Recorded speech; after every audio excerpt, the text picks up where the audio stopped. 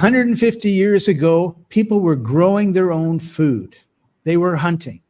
They were throwing bales of hay around. They were chasing cattle on horses. They were doing hard work from sunrise to sunset. Today, people spend 3 hours a day in front of their TVs. They spend 4 hours in front of their phones, looking at their phones, and they're averaging an hour in their car driving to and from work. They work in an office. So that's 8 hours sitting in front of a computer. There's no time for exercise, folks. That's what we call stagnation, and we're going to do something about it right after this.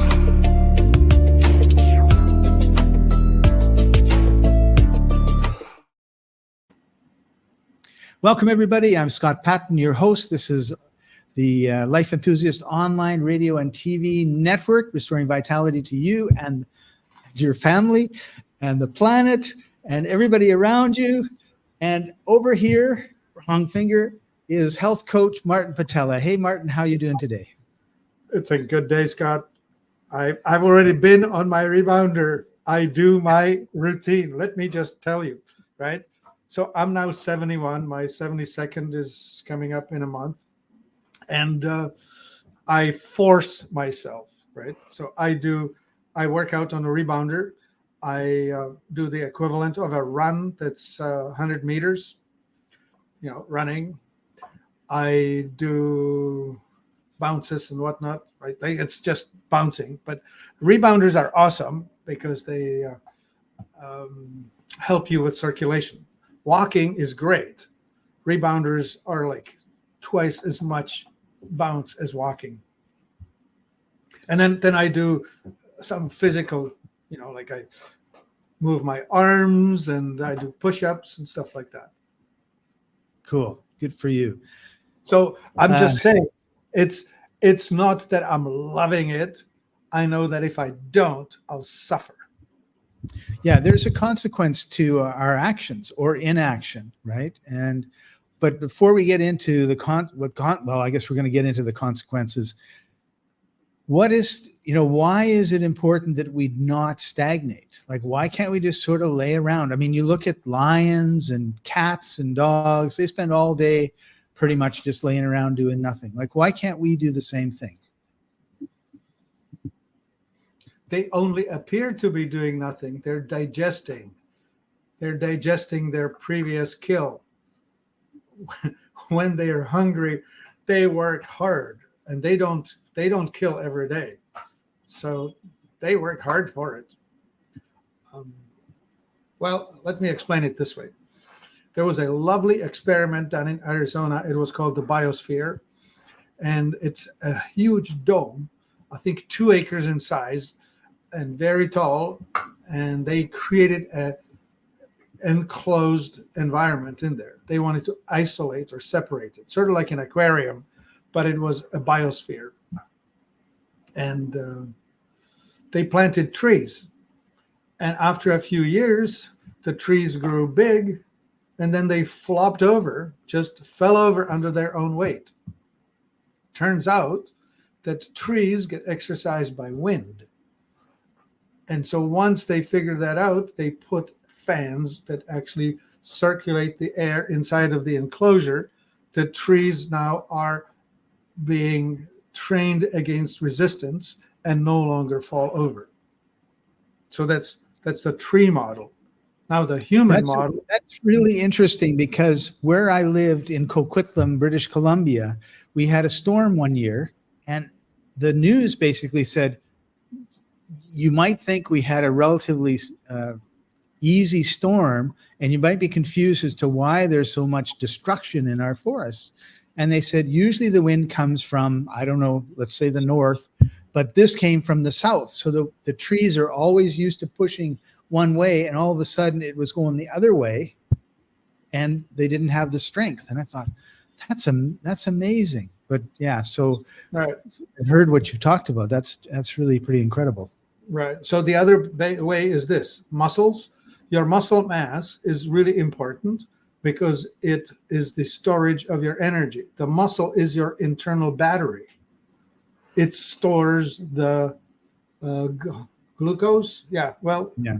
there's a limited amount of glucose that can be stored. A bit of it is stored in your liver, and the rest of it is stored in your muscles. And it's probably about 1,500 calories, about 2/3 of a day. The rest has to be made on demand. And you can make it, if you're not eating, you'll be making it from your storage, from your fat. But if you're eating, then of course it's on demand. The point being, if you have less muscle mass, you have less energy storage, and you'll be constantly tired, or you will have a very short amount of power.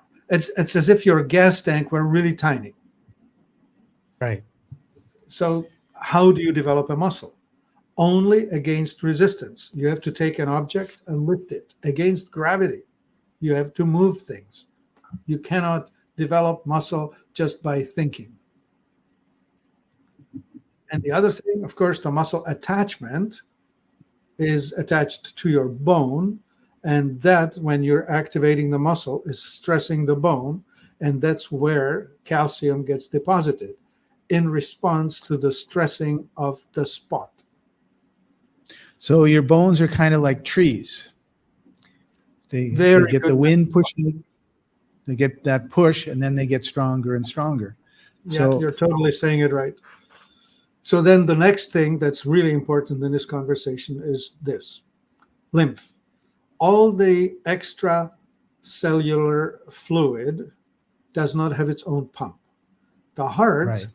is a pump that squishes itself and pushes blood into circulation. And even the vessels, the arteries, have they're smooth muscle, and they actually work like this. They have this sort of a wave going along, pushing the blood along the way. So that's all pumping the blood where it needs to go. But there is no Right. such device or system for your extracellular fluid. Yeah, because we have more fluid in us than just the blood, and we Oh, need yeah. to get that You have moving. You have about a gallon, 5 liters of blood, and you have about 2 or 3 times as much of the extracellular fluids. So we need to move in order to get those fluids working, because they are also a way that we detox, right? Yeah. Okay, so the blood does not directly touch a cell. The blood unloads into the extracellular fluid, the lymph, its nutrients, and takes on toxins. So the blood carries the toxins to your liver or to your kidneys for processing. And the nutrients are coming in from the gut through the liver toward all the cells, but it's handed off into the fluids. Think of it like a little aquarium, if you will. In this model, the fish would be your cell. And the cell takes the food from the aquarium. It just floats around and the fish grabs it, the cell grabs it like that. And then the metabolites, whatever's left over, that's like the fish pooping back into the water. So if you're not circulating this, if you don't have a decent pump in your aquarium, you will very soon end up with very putrid, stagnant, decaying aquarium. The fish will be floating upside down in no time. Right. So we need to move. Yes. And we're not moving. We have a society of people that sit around. And every once in a while, I see photographs of beaches in the 1970s, and I see beside a picture of a beach like last week, and it's horrendous, the difference. Well, And yes, the rate of obesity, especially in America, has reached like 50% of people are now in morbidly obese. 70% are overweight. So right. it's just dramatic. And so you need to look at what you're putting in your mouth, but today we're talking about movement. And if you're not moving, you're not getting the toxins out, and the body uses fat in the areas where there's not a lot of blood flow and everything else to protect you from those toxins. And the other part of it is just getting exercise. Yeah. Speaking of food and farming and exercise, I'm thinking of people who invented pizza, were Italian farmers, and they invented it because they needed to pound in something like 5,000 calories into their bodies because they worked damned hard in those fields, whether they were threshing the wheat or plowing or God knows what they were doing, but it was hard physical labor. Right. And so for that, they invented pizza because it's super concentrated way of getting a lot of calories into the body fast. We get to thank them for that. Well, as you know, I spent some time in Colombia, and I went out into the countryside to a small pueblo, and it was lunchtime. So we went to there was only local restaurants. It was really nice. And they brought a huge plate, and it had sausages and beans and rice and a couple other types of meat. And I mean, it was like, there was just no way one person could eat it.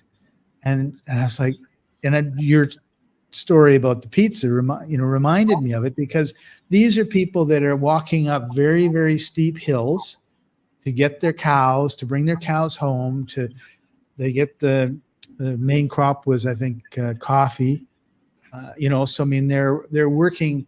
It's not flat anywhere, So they're always going up and down hills, and they've got these massive bags on their back that they're carrying up and down these hills. Yeah. So when they sit down for lunch, they need a ton of energy. Yeah, they're easily putting out several thousand, 4,000, 5,000, 6,000 calories a day. Yep. Yeah, and they need that energy. Yep. And there's me, like, what have I ordered? That's right. I'm a typist. That's right. My fingers get a lot of exercise.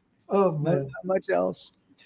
So I guess the next question is, if we've convinced you, like, you need to stop being stagnant, you need to move, you need to get around. We've talked about walking and rebounders and everything else.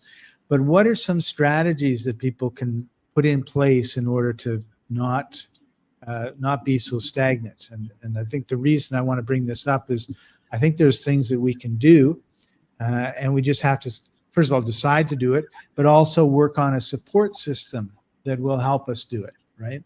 Like, yes. Everybody knows January 1st, my New Year's resolution, lose 20 pounds and go to the gym. And I go to the gym for a week, and that's it for the year, right? But that's because there's no support system. So, one thing is, if you decide to do something, try to do it with a group or with a friend. Like, I remember one of my buddies and I, we were walking by a hot yoga studio, and he turned to me and he said, "Have you ever tried hot yoga?" And I go, "No." And he says, "Me neither. Let's do it." So the next day we went to hot yoga, and we realized very quickly that it was the most difficult hour and a half we'd ever spent. Just kicked us like nothing. Oh, yeah. And he said, "I need to do this more." And I said, "Yeah, me too." And so every day, 5 times a week for the next 3 months, he would show up at my doorstep and we would go together. So there was no way I wasn't going to go when he came to the door. Right. And then once he moved out of town to another place, I had that 3 months of habits built up, and I just continued to go. And so for 6 years, 3 to 4 times a week, I went to hot yoga. Probably not June, July, and August, because I would be out walking, hiking, biking, and that sort of thing. But basically fall, winter, and spring, that's what I did. And it was amazing the shape that I was in. And to give you an idea, I was visiting a friend of mine, and she has a 10-year-old daughter. And for some reason, the daughter had learned planking or something. And we don't really do anything like planking, I don't think, in hot yoga. But she got down, and she's 10 years old. And after like 10 seconds, she was like, "Oh, I'm tired." And she just like collapsed on, the 3 inches onto the floor. So then her mom said, "Oh, that can't be that hard." And then she did it. And after about 10, 15 seconds, she collapsed. And I says, "Come on, you guys." And I did the plank, and I held it for probably 35, 40 seconds. And then the daughter said, "Well, that's not right." And she sat on my back. So now I've got the daughter on my back, and I'm holding it for another 30 seconds. And the mom is going, well, that can't be right. And so she sits on, so I have the mom and the daughter sitting on my back as I'm planking. And it was easy because a lot of the exercises in hot yoga delve with the core, right? Yeah, core And strength. I've been doing it for a long time. So I think the trick is to figure out what you like to do and then figure out a strategy, which by that I mean the chances are you cannot do it yourself. Like I never would have gone to hot yoga for 6 years if my friend hadn't gone with me and developed that habit, right? Yep. So you find somebody that likes doing what you're doing. And Well, let me share a little personal vignette on this one, which is this. I decided that I needed to do push-ups. So I tried to do it, and I had a hard time doing one. I thought, oh my God, have I ever let myself go? So the easiest way to do a push-up is with stairs. So I started using 3 or 4 stairs as an incline. So instead of being flat and full gravity, you at an incline with lesser push. So I first did 5 on 4 stairs, then I pushed it to 10, then I pushed it to 20, then I went to 3rd stair, 2nd stair, 1st stair, finally flat. So these days I actually can do 20 push-ups straight up, which is the standard military punishment. Give me 20. Turns good for you. out, indeed good for me, 71-year-old. But I tell you this, today, 77% of eligible by age young men in America cannot pass the military intake test. That is which is 20 push-ups. Yeah. That's one of those things, yeah. This is frightening. Who's going to defend us when they come for us? Yeah. Good question. Oh, they're probably relying on drones and little robots to run around and do it. Oh, yeah, that's right. You can run the robots and drones with a video controller. So we made a short list, and I don't know how much we need to talk about it, but the first thing is finding something that you like to do. Maybe you like to curl, or you like to skate, or you like to ride a bike, or if there's anything you like to do, that's where you start. But if you don't have any idea, one of the things that I think is probably it's the top of my list is go to dance classes. It's a social thing. Usually there's a lot of, like, salsa dancing. There's 20 people, 9 guys and 11 women, and then they all get in a circle and they change partners and you all learn. And by the time you're going, by the time you're getting good at it, you're getting really, really fit at it. I mean, it's a really good social exercise, gets you out and about. Another one would be like joining a hiking club. So there's lots of groups that will go hike in the mountains, on a Sunday morning or something like that. I found when I was young, like I'm talking 16-ish, I took yoga. And yoga was really interesting because it was Saturday morning. My mom said, it's summertime, you got to do something. Here's a book for the community center, pick something. And I looked through it and I picked yoga. And it was Saturday morning. So I'd have to walk 2 miles to the gym, and then I'd get beat up. And the worst part of it wasn't actually getting beat up. It was before we started, we had to do like 20 push-ups, and we had to do like 50 sit-ups, and we had to do squats. And so if you did nothing throughout the week, on Sunday, it was hell. And Monday, Tuesday, Wednesday was hell too, because you were sore. So I quickly learned that I had to do these exercises throughout the whole week. So I had a whole summer of doing all of these, and it was like you're in a gym and there's no equipment. It's like you do push-ups, you do sit-ups, you do this, you do that. Just body weight. You stretch, and away you go. So, take up a martial art if you want, because after a few times of someone throwing you, after a few times of a 10-year-old throwing you all over the place, you'll start exercising more. And the one that I do all the time is stairs and walking. So I'm on the third, it's the third floor. There's 2 sets of stairs and there's an elevator. I walk up and down the stairs every time, right? So 3 or 4 times I'm going up and down the stairs. I lived in a place that I was on the 9th floor. And so I would walk down 9 flights and walk up 9 flights. And after about a month and a half, I was almost running up the stairs. I was so surprised at how quickly that exercise really, really helped me. And if you drive to the grocery store, park far away from the entrance and do that walk. So I think we can make things that are not like disruptive to our lifestyle, but add to our fitness. And if you've got kids, take them to the park and walk to the park and run around with them. Yeah, don't sit on the bench. Don't sit on the bench, right? And then the last one on the list was rebounding, which you already talked about. And I think that's a really, really good exercise. Finally, something where we can actually sell you something and make $1. That's right. That's right. We can sell you.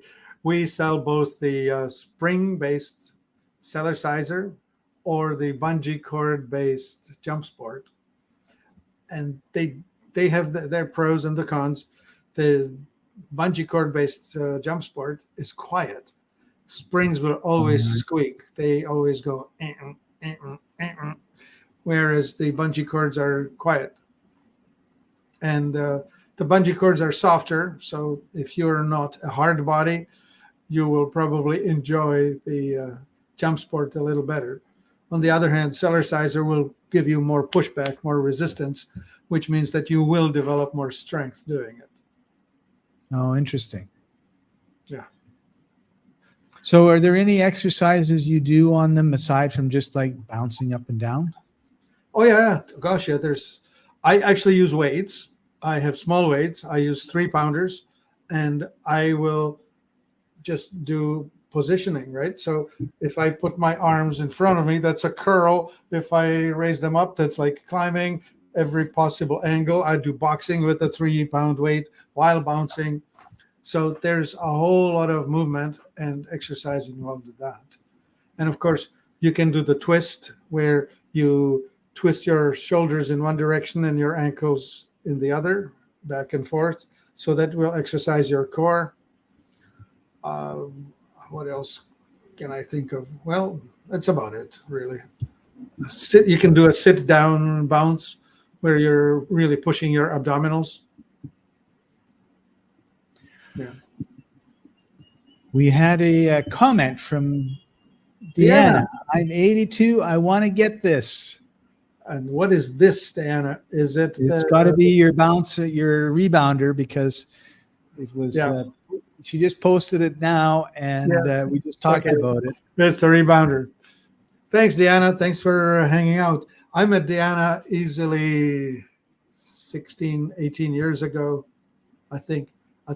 Well, maybe not that bad much. I think she was 62. Yeah, 20 years maybe. Oh, my Lord. Wow. So we have put the Cellulizer in the comments. You should be able to just go down, scroll down and see it. And I think we have one other that we're talking about too today. I'll find the jump sport. No, it's the, I can't even say that. Astaxanthin. Astaxanthin? What are you trying to do there? I don't know. When I did a search on rebounders, it was one of the products that came up. Oh, I see. Okay, well, it's an antioxidant. It's great. It helps you with detoxification and anti-aging. It's one of those best things that you can do for yourself. Does it also help with the oxygen in the blood, which would give you a little more energy? Absolutely. Yeah. For sure. Okay. Because like one of the things is if you've got low energy, you need to do some things to get your energy up, right? And exercises, and stagnation is going to help, but you definitely need to make sure that you're not drinking a lot of soft drinks and chips before you, and then expect to be able to go out and exercise well. You need to give your body good nutrition. I tried to post a comment and it's not letting me post. It did actually post. I see them. Okay, I posted a jump sport. Yeah, the Jump Sport 300. Yep. Okay, that's the one that I have in my house. And it's a bungee cord one? Yeah. Yeah, I like that idea of no noise. Yes. So we should tell everybody that we are going to be ending the show in about 4 minutes. Martin is a health coach, and if you want to talk to him about anything that's going on, you can go to this URL, and I'll put it into the comments, and have a free 15-minute consultation with Martin. And I'll tell you, it's well worth your time. On the whatever platform you're watching this right now, they love to censor, they love to ban, so we have to be careful what we talk about. Telegram is the only free speech platform that we're aware of where we can talk. And the cool thing about it is you can talk too. So you can ask us questions there. We're going to give you the uncensored version. That's t.me/life&co. And we get on for about an hour after this. So the whole idea is you get a chance to get to know us, and then head over to life&co on t.me and get to ask whatever it is you really want to ask. It's actually your free health coach session. Ask me anything. Right. And we do have, I think, another comment. What zeolite to use to mix with Masterpiece? Oh, interesting question. I personally would use the one called Zeo Health, and you can buy it either as Zeo Health Pure or Zeo Health AV. And the AV is in capsules, then the Pure is in powder.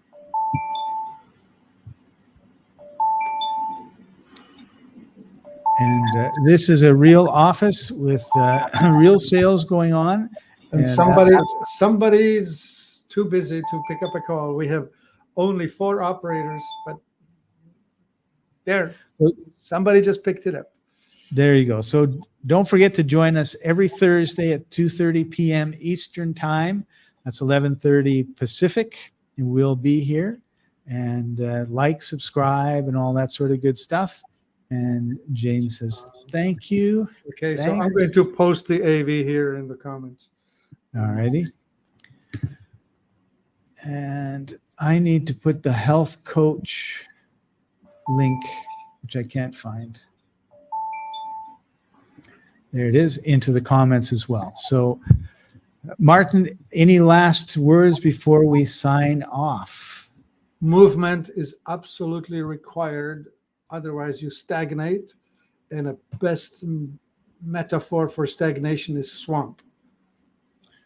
Swamp is a putrid thing. If your feet smell or if your groin smells, that's because there's stuff putrefying in there. It's lack of movement. Right. So you got to clean the aquarium. Yep. Now, if you're not able to do this, if you're really stuck for it, then maybe in the Ionic Foot Spa, like if you're disabled to the point where you are just unable to move, then you probably need the help. So the Ionic Foot Spa would be helpful. Would be a good one, yeah.